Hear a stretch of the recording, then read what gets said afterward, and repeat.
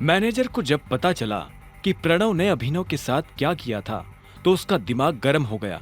Bank में भले ही उसका दिमाग कंप्यूटर चलाता हो, लेकिन उसका दिल आज भी गोलियां चलाता था। उसने गोली की रफ्तार से प्रणव को अपने कैबिन में हाजिर होने के लिए कहा।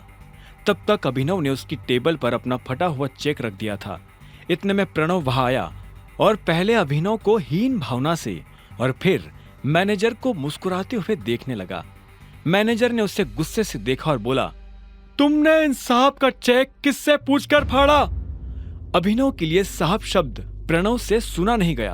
उसने कहा, सर ये डिलीवरी वाला है, फर्जी चेक लेकर बैंक में आया था। इसे क्या लगा यहाँ हम लॉटरी खोलने बैठे हैं? मैंने इसके चेक की इंफॉर्मेशन कंप्यूटर में चेक की थी, कोई रिलेवेंट डाटा था ही नहीं। सच बोल रहा है? मैनेजर ने पूछा। यह सुन प्रणव को धक्का लगा। अभिनव मन ही मन मुस्कुरा रहा था। प्रणव ने हिचकिचाते हुए कहा, आपसे झूठ क्यों कहने लगा? तुझे पता है ये डिलीवरी बॉय किसका चेक लेकर आया है? अकरम सर का। क्या? हाँ, तूने इसके साथ जो किया वो ठीक है, लेकिन अकरम सर को अगर पता चला कि तूने उनके चेक का ये हाल किया है तो वो तेरे साथ क्या करेंगे जानता है ना? मैनेजर ने कहा। अकरम का नाम सुनते ही प्रणव की हालत खराब हो गई थी। इतने में मैनेजर ने कहा, एक काम कर, वो रही टेप और ये रहा चेक, इसका एक एक टुकड़ा जोड़। क्या सर? तुझे नौकरी से निकाल रहा हूं। नहीं सर, मैंने क्या किया?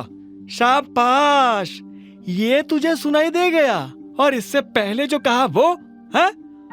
मैनेजर ने कहा और अपने दोनों हाथ बांधकर खड़ा हो गया। अभिनव का प्रणव को देख हंसने का मन कर रहा था, पर वो मुश्किल से अपने आप पर काबू करके बैठा था। बलराज ने जब अपना गला साफ किया तो प्रणव घबराया और टेबल पर पड़े चेक के टुकड़ों को देखने लगा। अगर उसे पता होता कि उसे इन्हें फिर से जोड़ना पड़ेगा तो वो इतना फाड़ता ही नहीं। उस चेक के कम से कम 50 टुकड़े हो गए थे। प्रणव ने मैनेजर की तरफ देखा और हिचकिचाते हुए बोला, सर बैठकर कर सकता हूं क्या? मैनेजर ने नहीं सुनने का नाटक किया। प्रणव समझ गया था आज उसकी क्लास लगने वाली है। उसने टुकड़ों को टेबल पर बिछाना शुरू किया तो मैनेजर ने कहा, अकरम सर का चेक है ये, अच्छी तरह से जोड़ना। 1 घंटे का टाइम दे रहा हूं, गड़बड़ करेगा तो पिछवाड़े पर लात मारकर ऐसा बाहर करूंगा कि दुनिया के किसी बैंक के अंदर जाने लायक नहीं बचेगा, समझे? प्रणव को अकरम के चेक और मैनेजर की भाषा दोनों ने हैरान कर दिया था। उसने घबराते हुए अभिनव को देखा और फिर चेक के टुकड़े जमाना शुरू कर दिया। अभिनव को अंदर ही अंदर महसूस हो रहा था कि वो तो अपनी शिकायत लेकर मैनेजर के पास आया था, लेकिन प्रणव ने ना जाने ऐसे कितने ही अभिनव के साथ ऐसा गंदा व्यवहार किया होगा। उधर प्रणव को समझ नहीं आ रहा था कि बलराज और उसका मैनेजर एक फटीचर से डिलीवरी बॉय की मदद क्यों कर रहे थे। आखिरकार प्रणव ने चेक को बड़ी मेहनत से जोड़ा और मैनेजर को दे दिया। मैनेजर ने उसे देखा और प्रणव को बाहर जाने का इशारा कर दिया। जैसे ही प्रणव बाहर गया तो मैनेजर ने अंदर से कमरे का दरवाजा लॉक किया और अभिनव के पास आते हुए बोला, टाइगर, तुम इतने सालों से कहाँ थे? पहले ये बताओ कि तुम मेरे पापा से कैसे जुड़े हुए हो? मैं उनकी टीम का हिस्सा हूं, मैनेजर ने जवाब दिया। इतने में बलराज ने कहा, टाइगर वापस तो आ गया है, लेकिन मोंटी के वापस आने तक किसी को भनक भी नहीं लगनी चाहिए, वरना गेम हो जाएगा। हाँ, बलराज सही कह रहा है टाइगर। साला हम शेरों के बीच एक भेड़िया घुस आया है। वो तुम्हारी और हमारी सारी खबर हमारे दुश्मनों को देने वाला है, इसलिए संभल कर रहना पड़ेगा टाइगर। भेड़िया? तुम्हारा मतलब जासूस? अभिनव ने पूछा। बलराज ने कहा, हाँ, इसके बारे में मोंटी तुम्हें डिटेल में बताएगा, और तब तक गुफा से बाहर आना नहीं, और आओ तो अंधेरे में। इस बीच हमें तुम्हारे पापा यानी हमारे संजय के कातिल का भी पता लगाना है, और साथ ही ये भेड़िया। अभिनव के मन में इन दोनों चीजों से जुड़ा बस एक ही नाम आया, मोंटी। जिस तरह से राणा ने संजय को धोखा दिया था, अभिनव को पूरा भरोसा था कि मोंटी भी अपने बाप के ही नक्शे कदम पर चलेगा। उसे इन लोगों पर तरस आ रहा था जो राणा को अपना सगा मानते थे। अभिनव ने बलराज को देखा और बोला, इस ग्रुप में और कौन कौन है जिससे अभी मिलना बाकी है?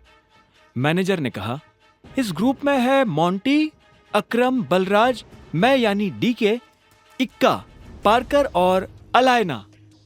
क्या? अलायना? यानी हमारे ग्रुप में एक लड़की भी है? हाँ, इससे पहले उसकी माँ इस पोजीशन पर थी। 1 साल पहले उसकी डेथ हुई तो अलायना उसकी जगह पर आई है। टाइगर, वो लड़की नहीं, आग है, आंधी है, चलता फिरता अंगारा है। मैं अपनी जिंदगी में अलायना जैसी किसी से नहीं मिला। शक्ल, अक्ल और तेवर उसके पास तीनों है। मैं समझा नहीं, अभिनव ने कहा। बलराज उसके पास आया और बोला, जिद्दी, उसके आगे मुझे अपनी जिद कुछ नहीं लगती। कहने को ग्रुप में वो बस एक लड़की है, लेकिन उससे पार पाना हम में से किसी भी मर्द के बस की बात नहीं है। यह सुनते ही अभिनव समझ गया था कि बलराज का इशारा किस तरफ है। अलायना को यह मनवाना कि वो टाइगर है अभिनव के लिए भारी होने वाला था। फिर भी अभिनव को यह चैलेंज लेने में मजा आ रहा था। अभिनव के मन में भी अब अलायना से मिलने की इच्छा बढ़ने लगी थी। इतने में मैनेजर यानी डीके ने कहा, तुम जल्दी से उससे भी मिल लोगे, पर वो तुमसे मिलेगी या नहीं पता नहीं। मुझे नहीं लगता कि टाइगर के लिए उसे मनाना मुश्किल होगा। मैंने जैसा सोचा था यह आदमी वैसा है नहीं। बलराज की यह बात सुन डीके के कान खड़े हो गए। उसने बलराज को देखा और बोला, टाइगर ने तुम्हें रिंग में पटका क्या? यह सुनते ही बलराज जोर से हंसा और उसने हाँ में सिर हिला दिया। उसे देख डीके भी जोर जोर से हंसने लगा। आखिर में डीके ने कहा, तुम्हें कितने पैसों की जरूरत है? मैं दे देता हूं। चेक मैं अकरम के ऑफिस से री इशू करवा लूंगा। मुझे अभी 1 करोड़ रुपए चाहिए, बचे 49 करोड़ मेरे नए अकाउंट में डलवा देना, अभिनव ने कहा। और यह सुन डीके उसके लिए पैसे लेने चला गया। उसके जाते ही अभिनव बलराज के पास आया और बोला, एक बात बताओ, ये अलायना के बारे में तुम कुछ जानते हो क्या? बलराज ने उसे ऊपर से नीचे तक देखा और बोला, वैसे तो सब कुछ जानता हूं और वैसे कुछ भी नहीं। मेरा मतलब है, तुम्हें पता है मेरा क्या मतलब है? बस उसे अपनी तरफ से चिढ़ने का या गुस्सा होने का मौका मत देना, और ना ही उसके पीछे कुत्ते की तरह जीभ हिलाना। और जोक तो बिल्कुल मत मारना, वो जोक मारने वाले को जान से मार देती है। बलराज ने कहा और हंसने लगा। इतने में बलराज ने कहा, वैसे अब तुम्हें गाड़ी की जरूरत है।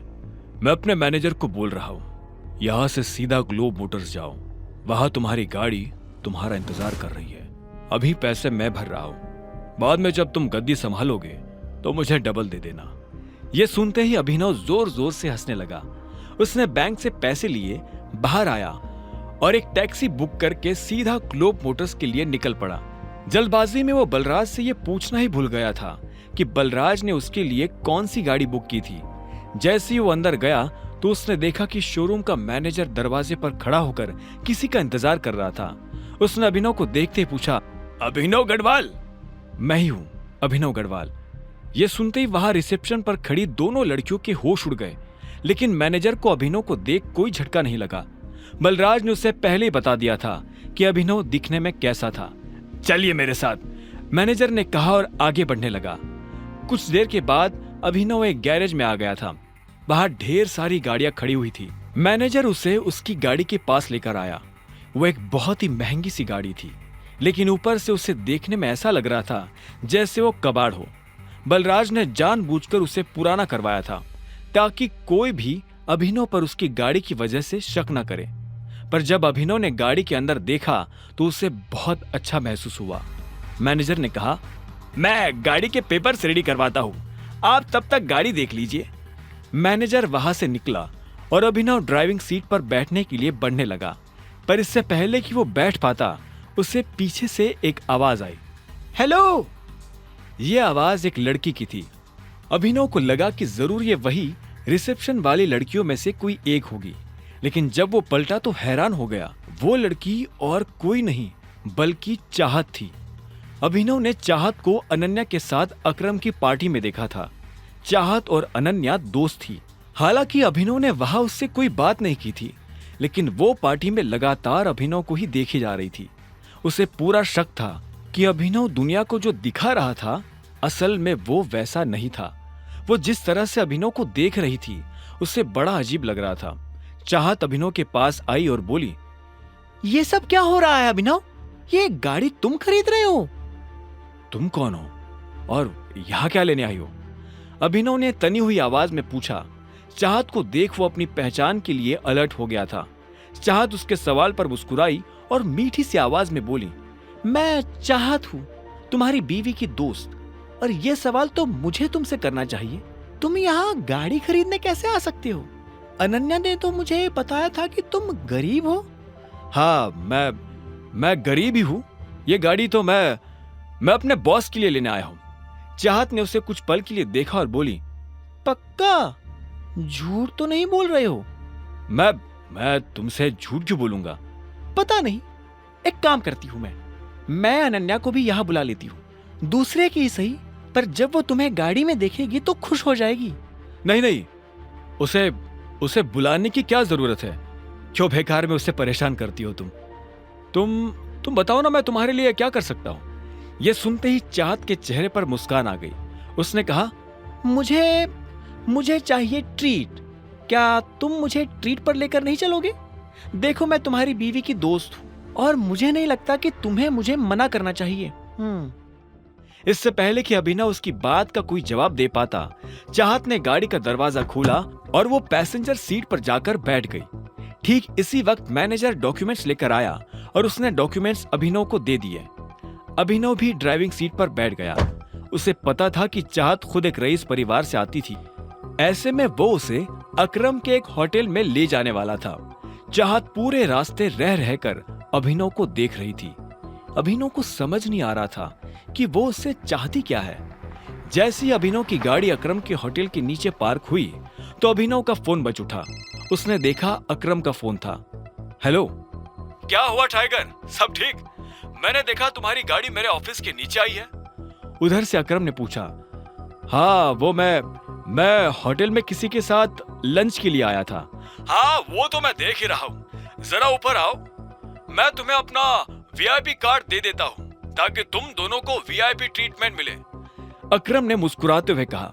अभिनव ने फोन रखा और पलटा तो पाया कि चाहत उसके पीछे खड़ी थी। चले? हाँ, नहीं, तुम एक मिनट यही रुको, मुझे थोड़ा काम है, मैं वो निपटा कर आता हूँ, अभिनव ने कहा। और इससे पहले कि चाहत कुछ कहती, अभिनव वहां से निकल गया। चाहत उसे जाते हुए देख रही थी। वो अच्छी तरह से जानती थी कि ये अकरम का ऑफिस है, लेकिन अभिनव वहां क्या करने जा रहा था और उसे किसने फोन कर ऊपर बुलाया था? चाहत को अभिनव पर शक हो रहा था। अब आगे क्या होने वाला था? क्या चाहत को अभिनव की असली पहचान के बारे में पता चल जाएगा? और क्या थे चाहत के इरादे? टर्न ऑफ टाइगर के सारे एपिसोड्स को सुनने के लिए डिस्क्रिप्शन में दी लिंक से डाउनलोड करें पॉकेट FM ऐप।